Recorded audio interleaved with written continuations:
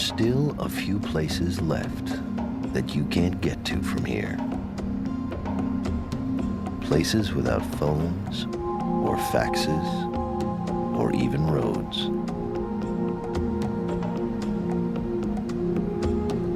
There are still a few corners of the globe so remote, they remain aloof from what we call the modern world.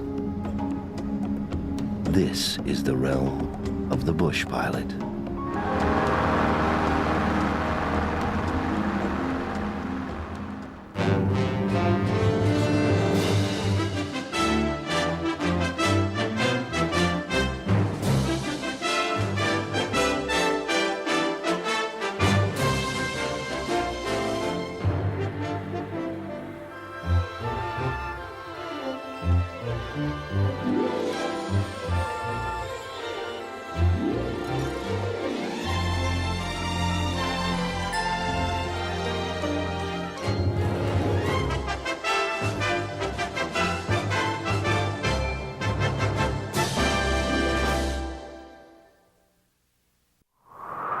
This is KYW-TV, Philadelphia.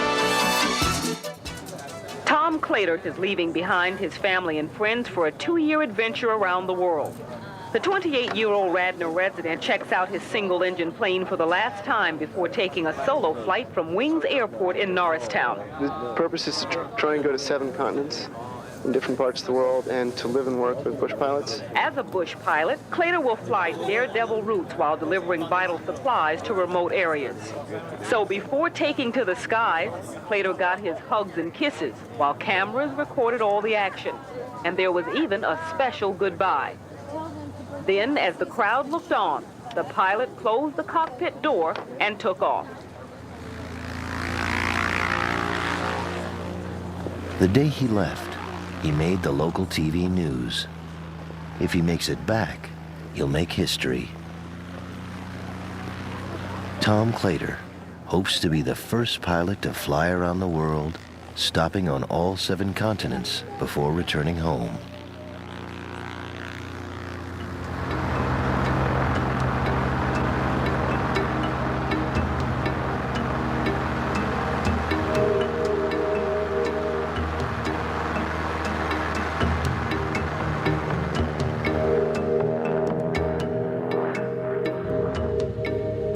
I had this tremendous desire inside to look at other places, to look in places like Greenland and the Sahara Desert, things that I'd only seen on a map in high school.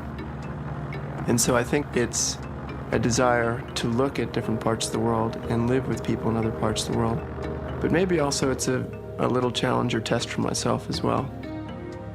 Clatert is 31 years old. When he was 12, he set foot in an airplane for the first time. It was to be the start of an obsession.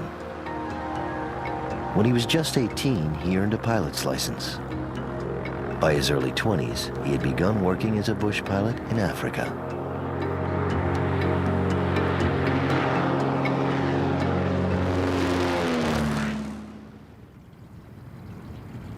Today, Clatert owns his own airplane, named Timmy Sartok, after one of Lindbergh's planes. Outfitted with a special reserve tank, the Cessna 180 tail dragger can fly about 14 hours without refueling. The struggle to keep his gas tank full has shaped Clater's journey from the very start. I left home with $20,000, and when I got to Greenland, it cost me $1,000 to fill up my gas tank once. So it became very obvious that I was going to have to find ways of getting money. And my idea, which was only an idea when I left, was that I'd work the plane on the way. And when I got to Niger, I found a job doing a survey of a park, which paid me $8,000. And so I've been able to find jobs for the plane on the way.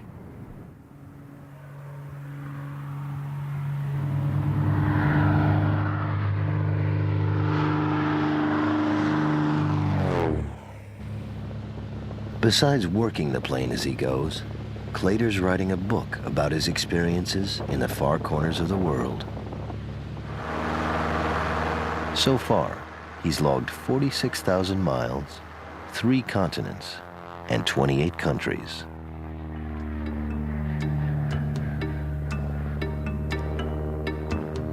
On December 2nd, 1990, he left Pennsylvania, heading north through Canada, to Greenland and then Iceland.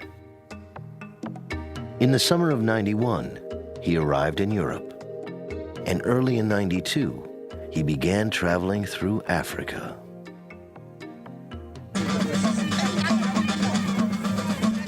The longest leg of Claytor's journey so far has been on the African continent. His video journal is testimony to a rare and spontaneous adventure. We're now in Dan-Tokpo Market, which is the largest market in West Africa. As we've seen in most of West Africa, there's a very large market in fetishes. Crocodile heads, bats, birds. La tête de vautour. Oui. Et ici, c'est la vipère. C'est la vipère. La vipère ici. Oui. Et là, c'est le python. C'est le python. Ouais, c'est la tête de python. Tout Qu'est-ce cela. que tu fais avec ces choses? Ah, ça là, on travaille beaucoup. On ne peut pas citer ça aujourd'hui. C'est le bat, hein? We're now in Lome, Togo. À quoi tu veux que ça tourne? Quel est ton nom? Duty. Mr. Duty. And Mr. Duty has with him scorpions. Qu'est-ce que tu fais avec ça? On les élève. Yeah? Okay, and now he's going to show me how that he can use his gris-gris so that the scorpions don't bite you. So, okay, allons. Alors là, We just did this once before. I hope it's successful again. Okay. Allons. D'accord. on joue avec le feu là. Hein? Wait, just...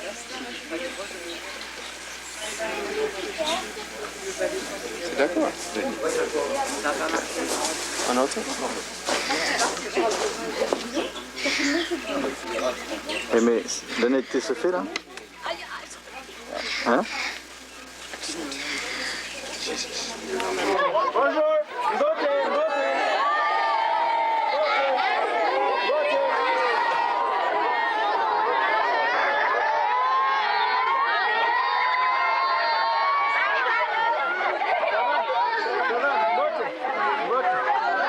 Starting to rain now.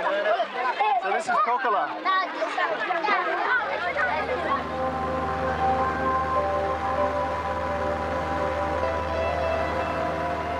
Now in Southwest Africa, Claytor has spent the last few weeks exploring the country of Namibia.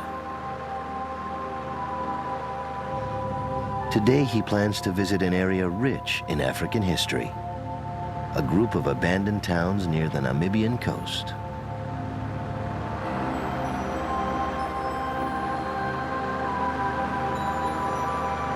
There's a town southwest of the Namib Desert called Kolmanskop, and this town was founded because a railway worker working on the rail line found a very pretty stone, and this led to a diamond rush which caused this town to spring out of the desert.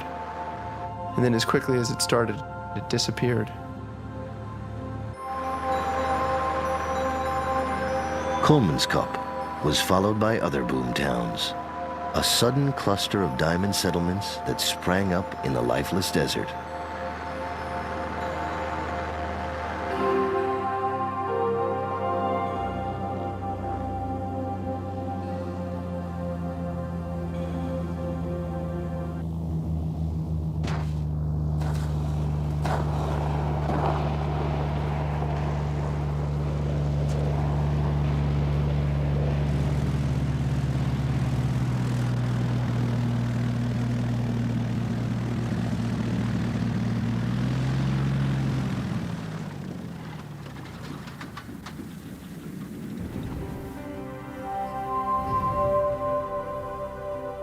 At the turn of the century, diamonds were so plentiful here, they say you could collect a jarful a night by just picking up whatever glistened in the moonlight.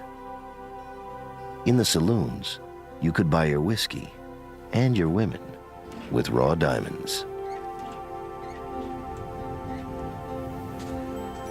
May 10th. It's a ghost town, almost like the American West. Casinos, hotels, houses. There is something haunting and magical about this place.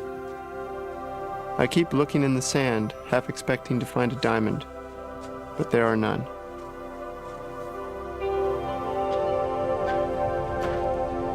When the sand was picked clean, the people disappeared. What they left behind is an eerie memento, an empty museum, a movie set. I can almost imagine the sounds of music and laughter here.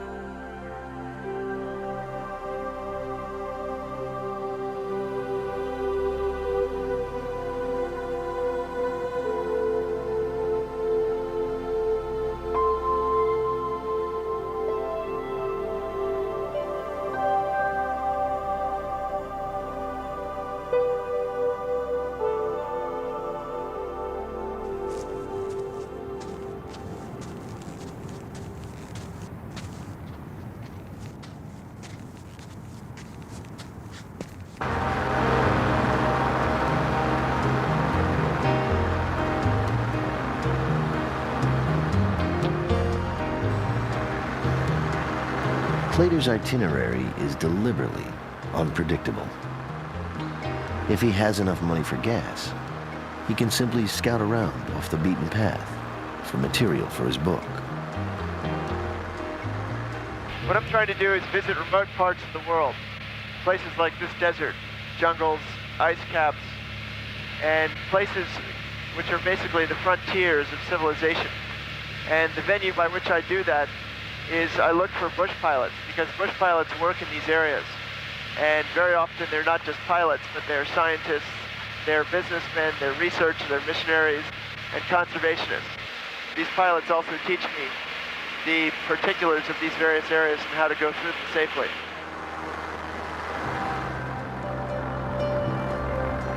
Recently, another bush pilot told Clater about an isolated shipwreck on the Namibian beach, one of the many skeletons along Africa's infamous Skeleton Coast.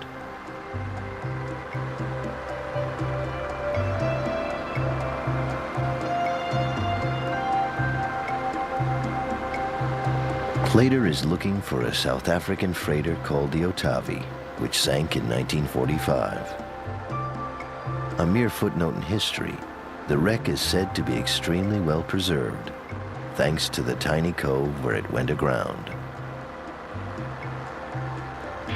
Just beyond this swept area in that beach is a rock peninsula, and one beyond it. You'll see in between the two is the shipwreck. Right here, the ocean is just moving back off the Otavi. There's seals just piled up around that wreck.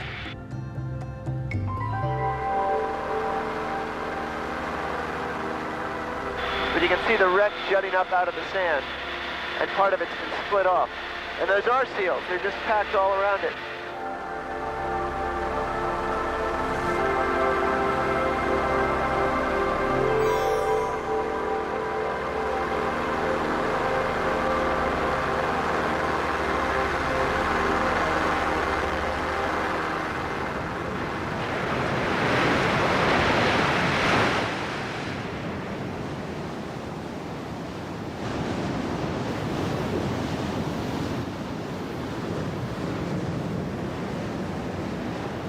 May 15th.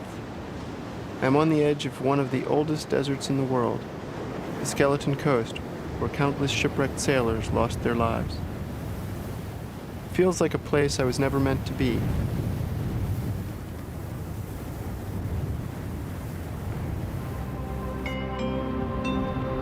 Like a ghost, the Otavi looms before me, rising 3 decks above the sand, something almost lost and forgotten. I try to imagine the men who wrecked here half a century ago. How did it feel to be marooned in such a place?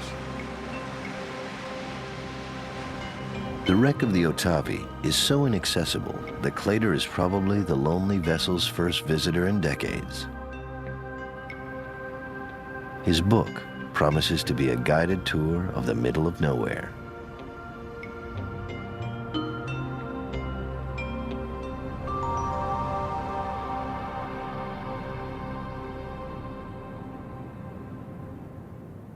May 16th. Today is the 894th day since I left home. Sometimes I worry that I will become too comfortable being alone. Already I can't imagine what it would be like to be in a room full of people. I miss the most unbelievably trivial things. A bookstore, a movie, a long hot shower, a pillow. The only sound I hear is a hyena in the distance. I wonder where it is. But I relish the quiet, the solitude.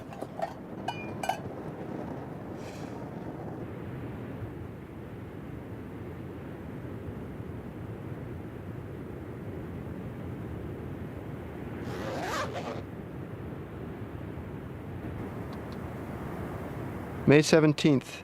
I wake up at dawn and it's freezing. I'm always amazed at how cold it can be in the desert. I brush my teeth and break down camp, and then, almost as though it were a part of myself, I see to the plane.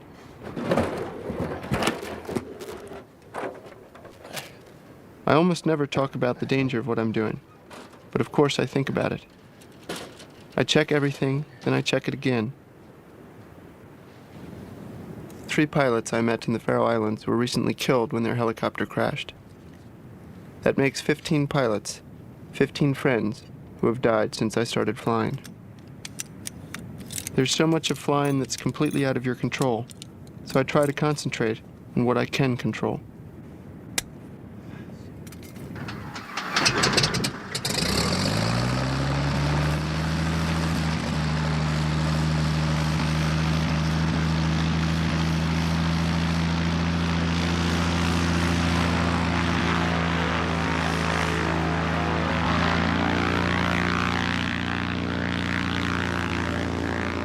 Despite the dangers, and perhaps also because of them, Clader loves to fly.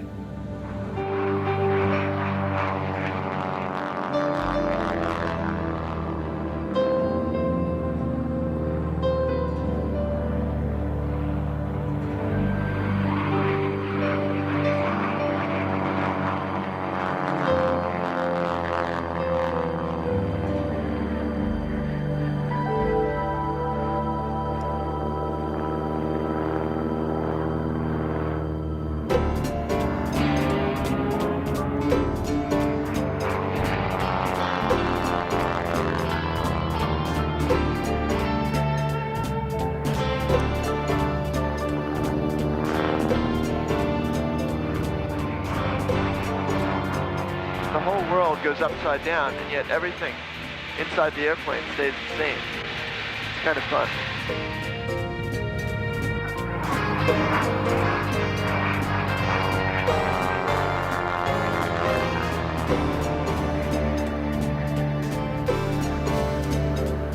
If you do it wrong, you can really get into a lot of trouble. You can really scare yourself. If you do it too fast or too slow, or you stall the tail, your heart drops. So that's when I do it by myself to practice it, because you don't want to do it wrong when you're trying to show it to someone.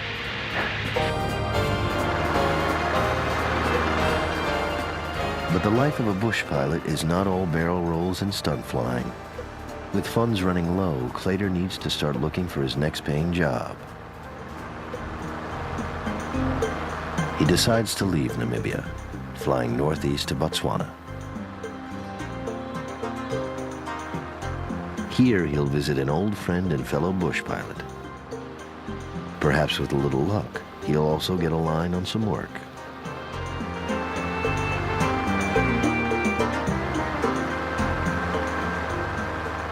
Bush pilots everywhere seem to have an informal network for news and information. In Africa, many are involved in wildlife management and conservation, like Lloyd Wilmot. Just keep a lookout for breeding herds and any sign of vultures and hyenas. Wilmot runs a safari camp in Chobe National Park. In addition, he uses his plane to help combat poaching in the immense refuge, where he is an honorary game warden. These herds come and go. Some have already pushed off north. Today, Clader has come along with Wilmot to track a herd of elephants just outside the park. You got a huge herd underneath you right now. Roger. I'm turning to the right. I want to have another look at that herd. Okay, I'm coming up behind you.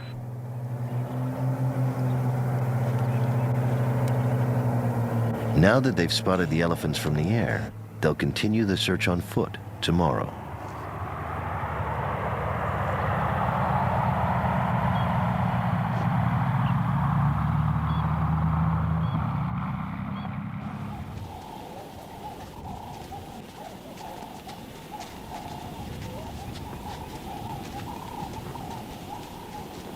Lloyd Wilmot is one of the few wildlife experts who routinely approaches elephants without the protection of a vehicle.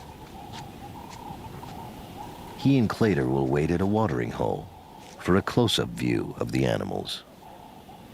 What do you do when if you're walking through and you're surprised by an elephant? Is there a trick to not getting eaten? There's no real trick. The thing is to try and keep the wind in your favor. If you can see him before he sees you, you can figure out which way the wind's blowing, and then go downwind of him and keep clear of him. But in the ultimate analysis, if you are confronted, you get to something like a big tree like that. If you can't climb it, you just get behind it. And you have a clod of earth like a lump over there, or a piece of wood, and throwing that at them often turns them and distracts them. Mm. In their sort of terms of reference, nothing has ever thrown anything at them. Yeah. So they get a bit disconcerted when you actually throw something at them.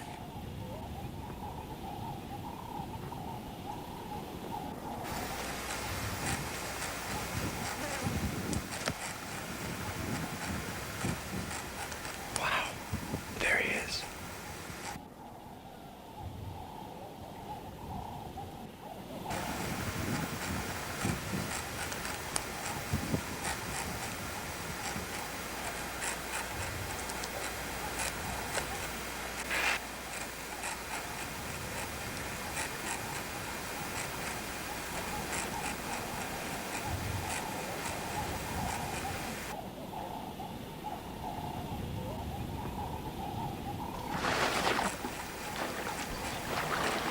It's bull meets bull.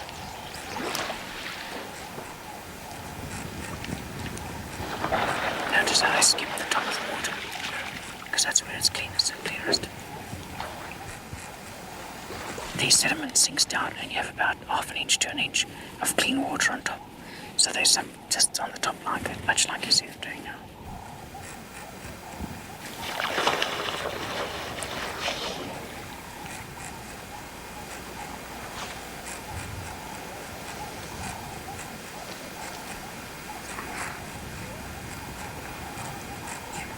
Clater approaches a bull to shoot some video of him, but the large male has no interest in posing for the camera.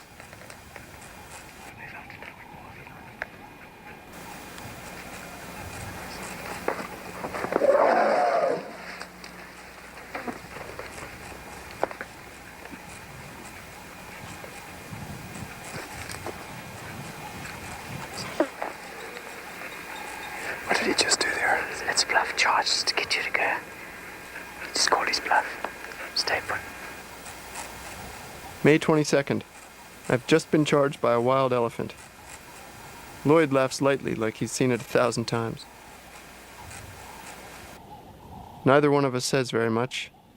There's really not much to say after an elephant charge.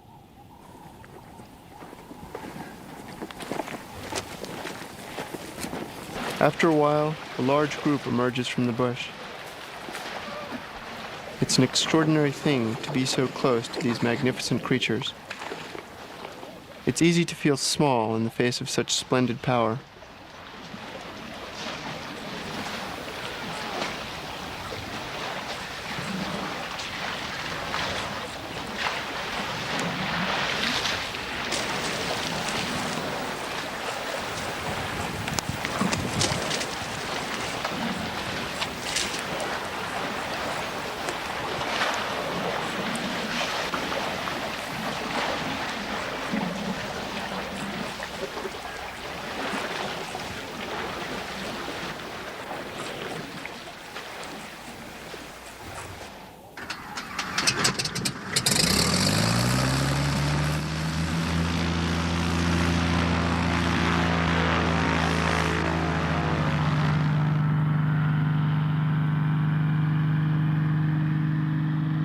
Thanks to the bush pilot Grapevine, Clater has secured a job in a national park in Zimbabwe.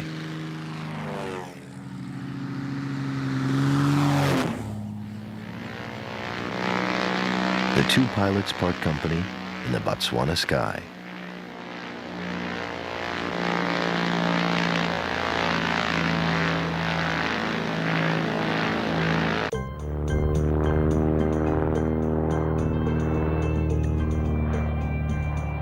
Clater's headed for Hwangi National Park in western Zimbabwe. But first, he'll make a slight detour to one of Africa's most spectacular natural wonders, Victoria Falls.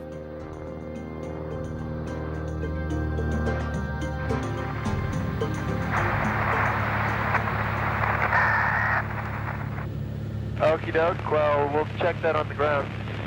November Charlie, and how's the falls flowing, over? I think they're still flowing as they were before. They're flowing downhill today. Okay, thank you very, very much.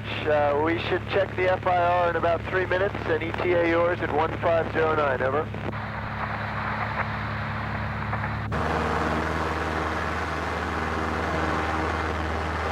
I'm now flying low over the Zambezi River, approaching Victoria Falls.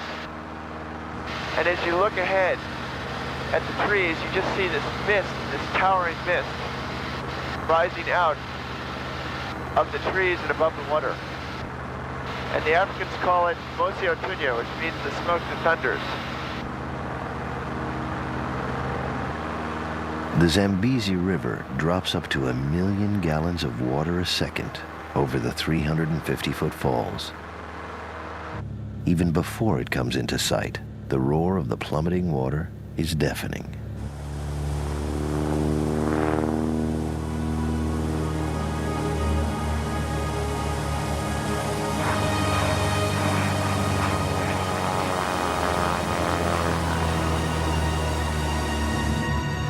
The rainbow everywhere. You can see the mist filling the screen.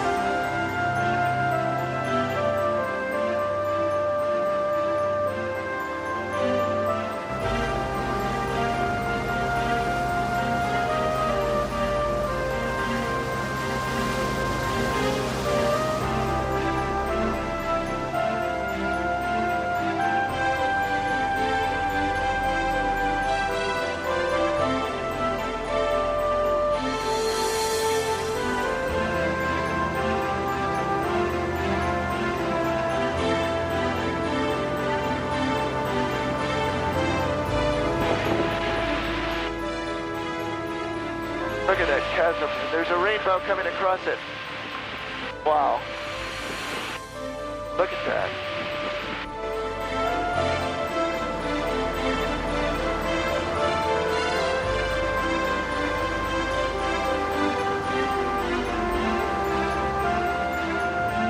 Right below the falls, you can see their gorges that just zig back and forth about 5 times. And in these gorges, it also drops down to this boiling black water below. It's spectacular.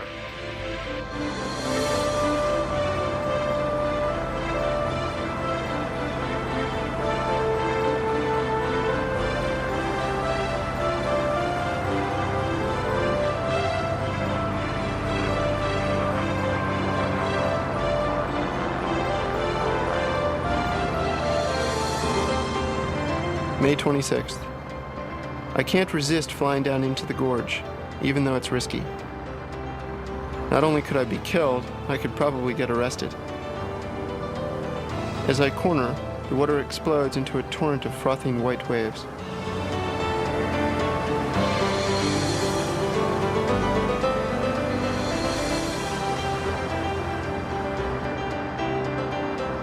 Sometimes flying is just a fast way to travel. And sometimes, it's the greatest thing in the world.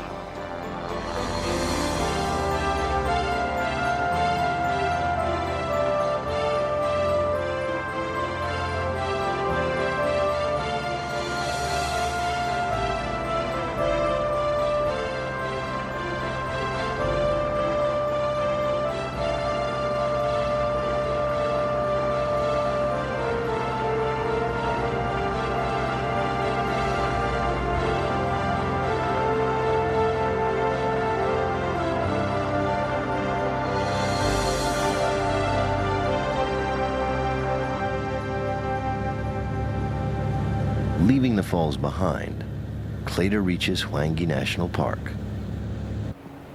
Before he can land in a remote area, Clader has to clear the runway. Collisions with animals are one of the greatest dangers bush pilots face in Africa.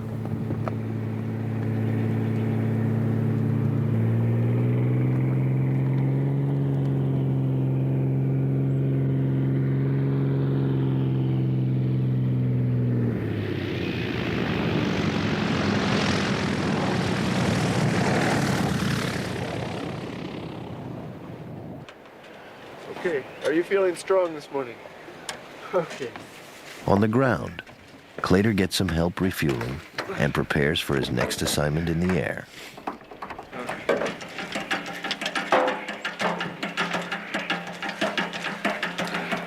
Is that enough slack? Conservationist and researcher Janet Racklow has hired Clader to help track an injured rhinoceros in the park. Racklow is part of a controversial program designed to protect severely endangered rhinos. Park officials in Zimbabwe have been removing the horns from dozens of rhinos in a desperate attempt to deter poachers. Clader was there during one of the dehorning operations and videotaped it.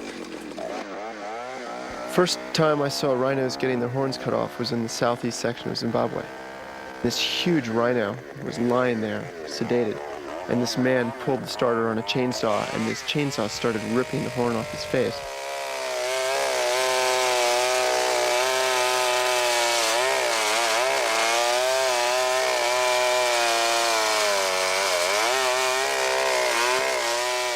You start to ask yourself, why are we doing this?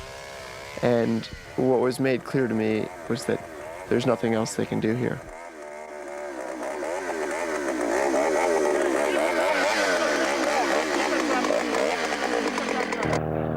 The rhino Clader and Racklow are searching for is an adult female named Zola.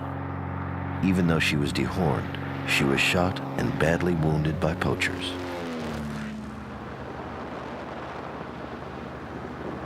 In the vast 5,000 square mile park, the only way to locate individual animals is from the air. Even then, it's no easy matter. We're starting to get a signal. Okay. Once we get a little bit closer, we can listen on both wings. We have an antenna on each wing, and we want to balance the volume that comes in on the two wings, and that'll keep us going right towards it. Okay. Geez, it's hard to see through this bush, isn't it? Yeah, it is. Okay, straight. Well, Inches off your left wing. Real close. Nothing here. Nothing. Real close, directly under. Nothing under. On the left. It's quite possible her collar has come off. I mean, it's come off several of the other animals, and so what we'll need to do is just come in on foot and find the collar or find the animal. But you know, now we know the area.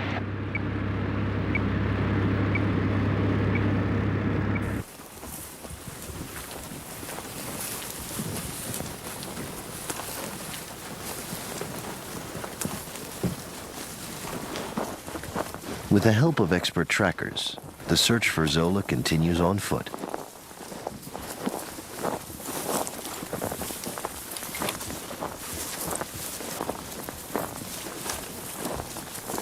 Dr. Michael Koch is the veterinarian for Zimbabwe's national parks. Once they find the rhino, Dr. Koch will shoot her with a tranquilizer dart so he can treat her gunshot wounds.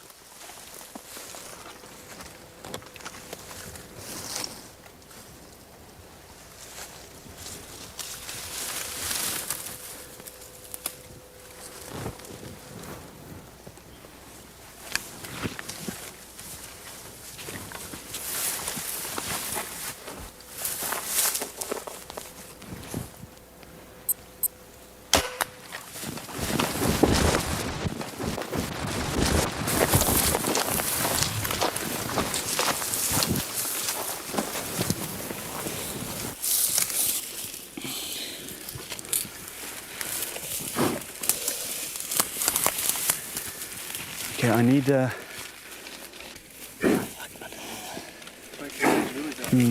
the whole leg's swollen here, man. But That's from a gunshot there? yeah. What we need is I need an eye cover. Where's my... Want a shirt?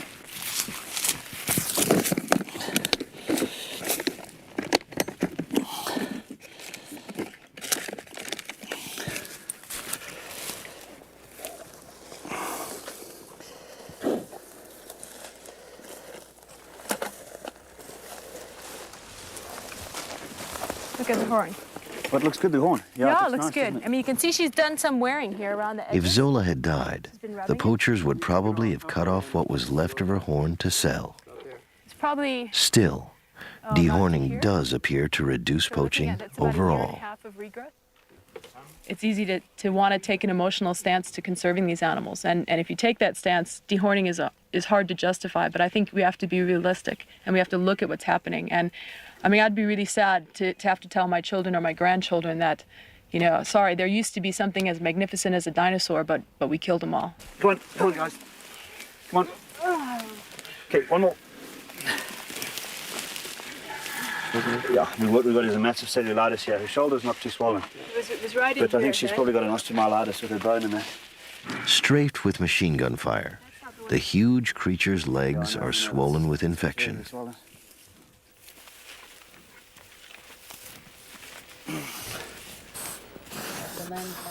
Once her wounds are treated, Zola will be given an antidote to the tranquilizer and freed.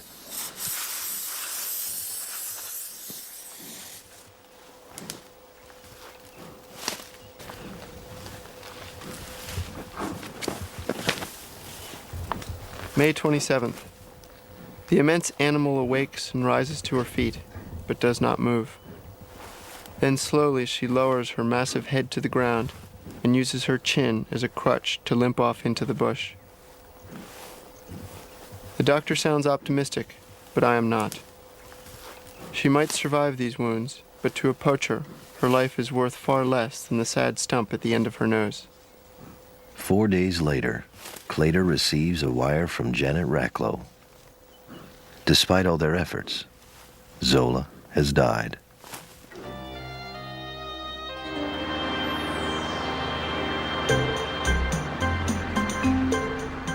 Back on his way, Clater returns to the explorer's life. He has decided to pay a visit to an orphanage for chimpanzees in Burundi. Clater heads north towards Burundi. But first, he'll cross Zambia and an area called the Kafui Flats.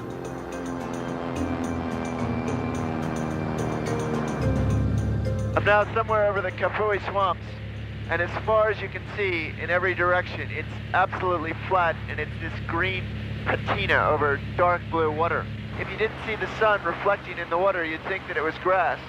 But by the sun's reflection, you know that it's just a green patina of growth on top of this vast swamp.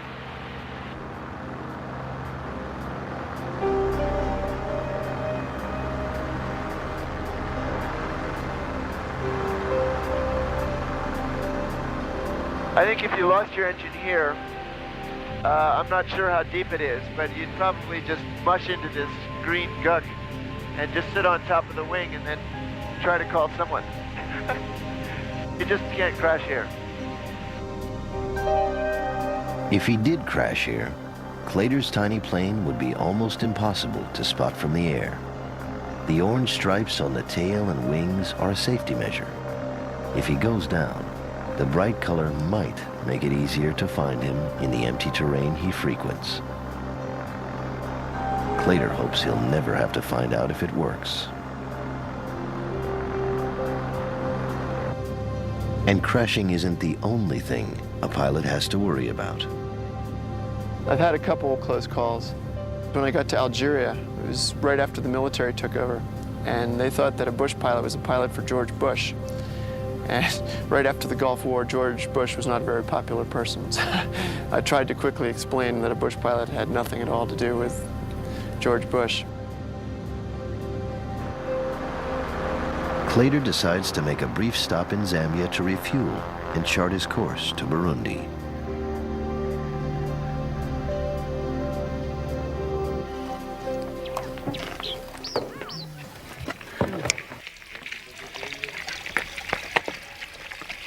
Mulibwanji.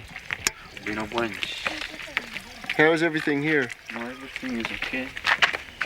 I am from Ndola, but I've needed to refuel. Hello, how are you? Nice to meet you. I'm Tom. Hello, how are you? I don't know. Nice to meet you. Hello. How are you? You're fine. Hello, how are you? Where are you guys from? No, yeah, just from around here. Yeah. The lanky American is an unusual sight wherever he lands, and his grasp of African languages is often a crowd pleaser. Where did you learn Nyanja? Nyanja, in Malawi. Oh, I see. I know Mulibwanji. I know Ndili Bwino. Zikomo kwa Mbili. Mbambo. This is my first time ever to come here. Nice to meet you. It's very nice to meet you. And only this landing, you're supposed to pay something, landing fee. I can pay it. How much should I pay you? I want to pay how much? It's supposed to be 560. This is the, how many kilograms? It's 1 ton. Sometimes 560. 560. How many US dollars is that? It's about $1 US. Less than that. Okay, can I pay you $2 US? That will be okay. Okay, so is that okay? This is more than okay. Okay. That's the problem is. No, but please, the change is for you guys, if you can have it. Okay, so All thank right? you. Because landing fees here are very reasonable. Yeah, very cheap. Yes. Less than a cent maybe. So how many kwacha is it to $1? It's about 500. Oh, and the landing fee is 5 kwacha. 5 kwacha. So it's 1/100th of a dollar. That's right. So it's 1 cent. Around that much. Okay, well then these are for you to do as you wish to improve your airport. Okay, so. I think that's the cheapest airport I've ever landed at in my whole life. Considering time factor. Okay, thank you. Not at all. All right, see you later. Zikomo kwa Mbili.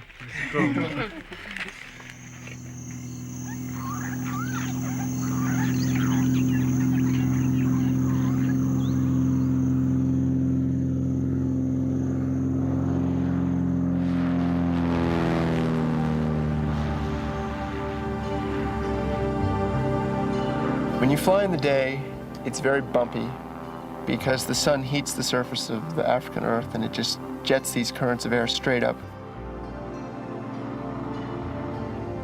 At night, it's completely different.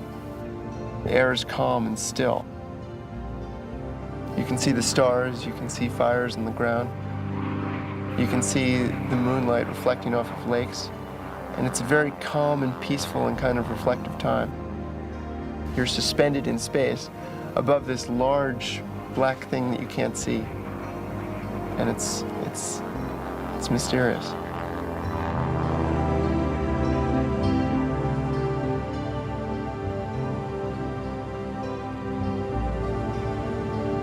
Sir, Roger, to report maintaining 75. Okay, Raj, Charlie, check 75 this time, over. Report our area out. Roger, we'll call area out, November Charlie.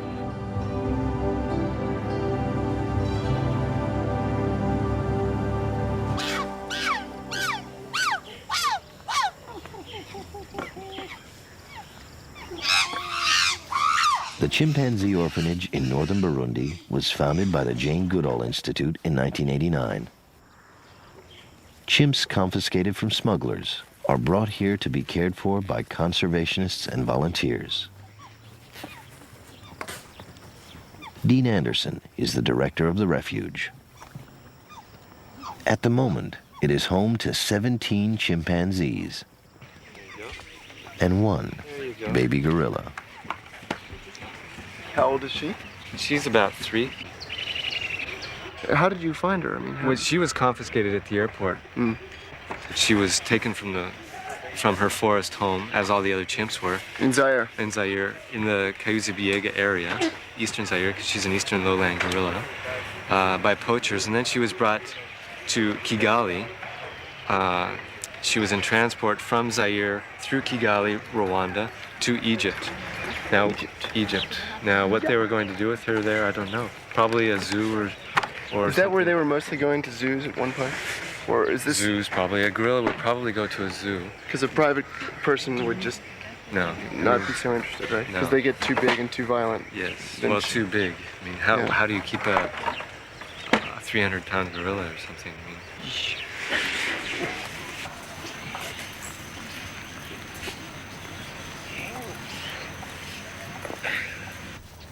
June 4th. There are baby chimpanzees everywhere. They are affectionate and smart. Each one has a distinct personality. One has mastered the art of threading a shoelace. If they were returned to the forest, they would be killed by wild chimps. They can never go home. My mind drifts back to a day I spent in Equatorial Guinea and that little chimp I found. I just had something to eat in a restaurant, and I came out and sitting here tied to this chair is this little baby chimpanzee. I don't know how old it is. And he seems very cold. He was hugging himself when I found him. And I'm shocked by it. I don't know what to think. He's just sitting here.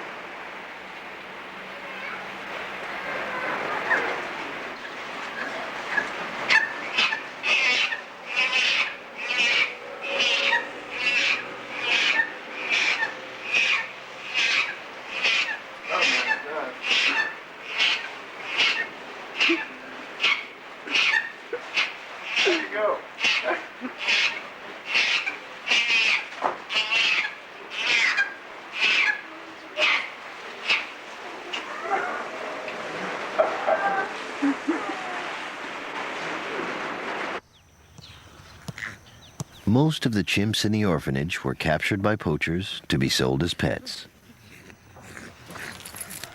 Though they are extremely appealing as babies, growing chimpanzees are too smart and too destructive to make good pets.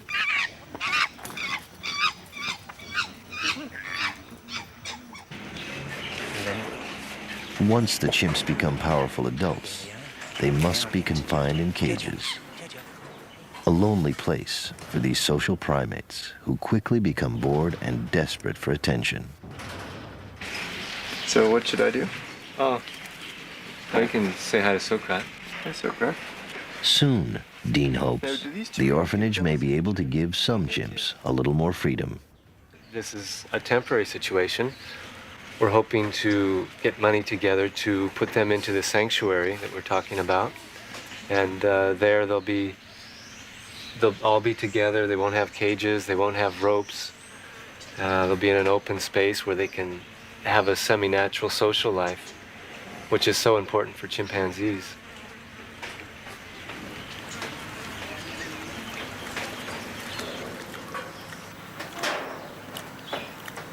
Wildlife in Africa seems to be in direct conflict with people here because they need space and the animals need space and the animals end up losing. I was impressed that someone was trying to take these chimps that had already basically lost so much. They were trying to, in a way, give them back to themselves in nature. Maybe it's not perfect, but it was something.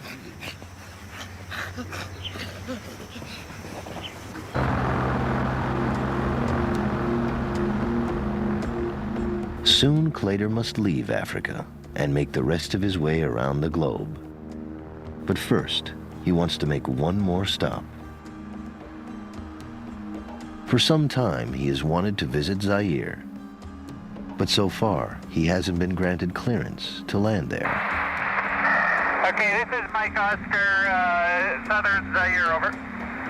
Roger, Mike Oscar, November Charlie. Is there any way for me to confirm a clearance from Ndola, over? It's very difficult because of the fact that there's no telephone communication between the two places, over.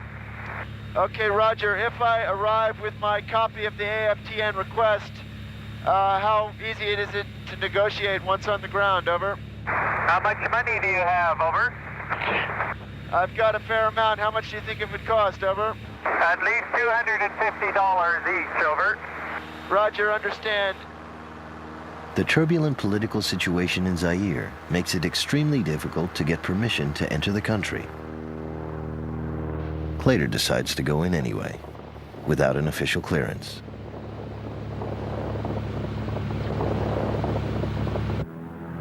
He'll touch down at a small airstrip where he can refuel from his own supply. If he's lucky, no one will ask him for his papers.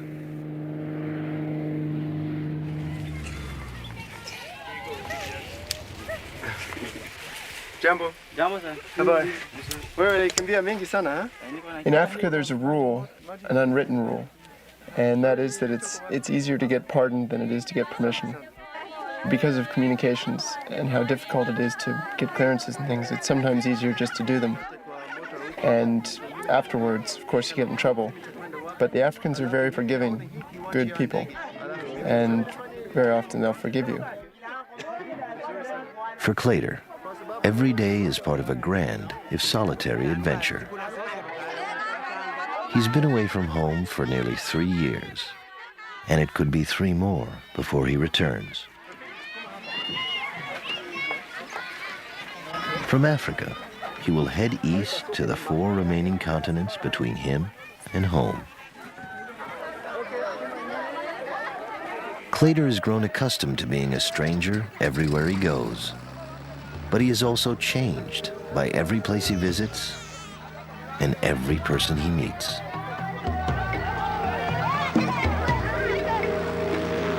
I think there's a part of me that's become a little bit African, because the Africans have a saying, which is when you ask them when they'll come back or what time something will be ready, they'll smile and look at you and say any time from now. So when people ask me when I'm going to get home, sometimes I just can only say any time from now.